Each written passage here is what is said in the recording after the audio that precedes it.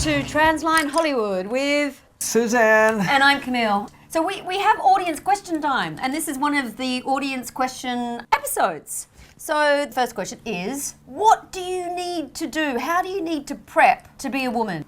Well, I have a technique for stretching my facial skin as if I've had surgery. I took a friend of mine who was going to get breast, and $6,000 breast on Rodeo Drive, a Beverly Hills surgeon.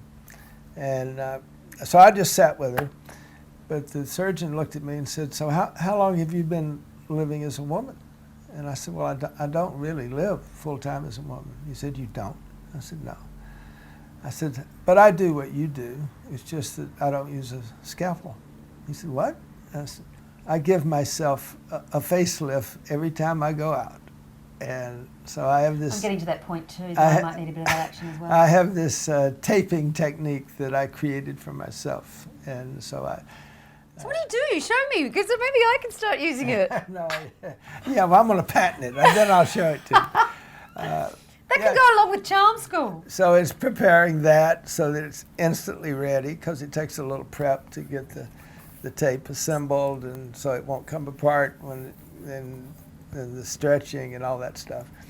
And then there's the greatest thing ever is the epilator, because I pull the hair out of my arms and my leg. Wow. It totally vanishes. And you have to do that how often? Well, when you first start, you have to do it quite often, but the more you do it, the less you have to do it. Right. So, but I do my legs, my arms, and when I was young, I actually plucked the hair on my chest. With tweezers, like each individual hair? One at a time, and because I wanted to wear a dress, and I couldn't wear a dress up to here. I wanted to wear a real dress, and so Were you quite hairy? Yes, very.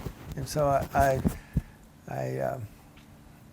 had to pluck them out. I plucked out the hair right here, so the dress would have nothing but skin, and the hair never grew back.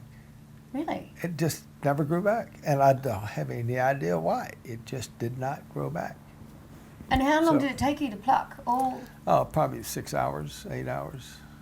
It took a long time. It's a hair at a time, and it hurts.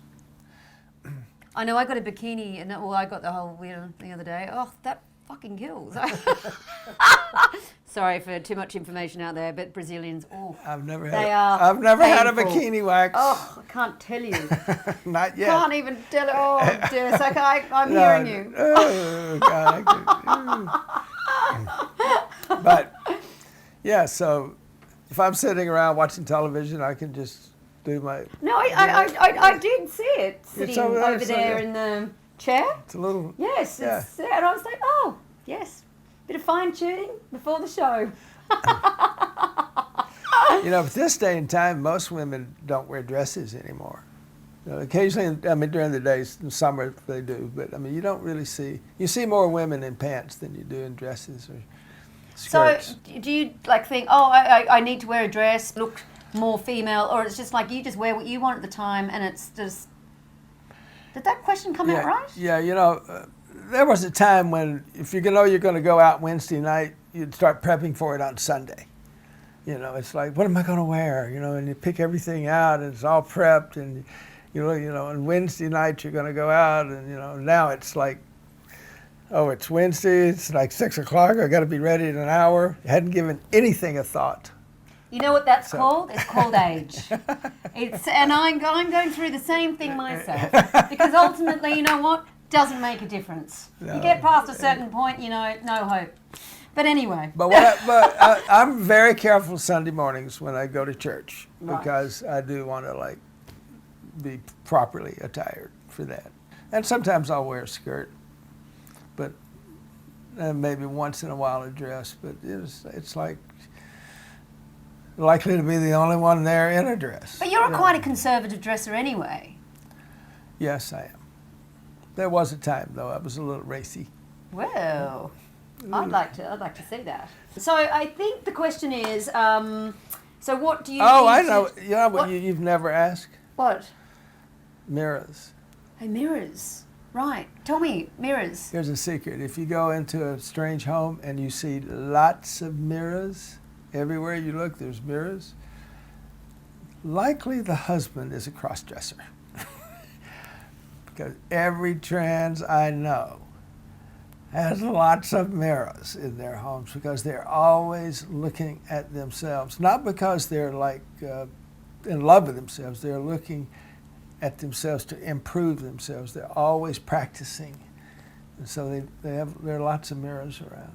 So that's a question that I want to ask then. So do you ever become comfortable with yourself, or do you constantly think there's room for improvement?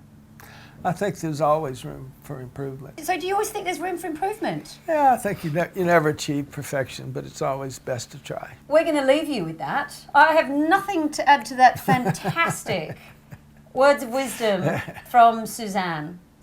Cheers. We are at translinehollywood.com, and from there you will see all our social media accounts, and then you can come to ask with your questions. Hopefully we answered your question. Bye.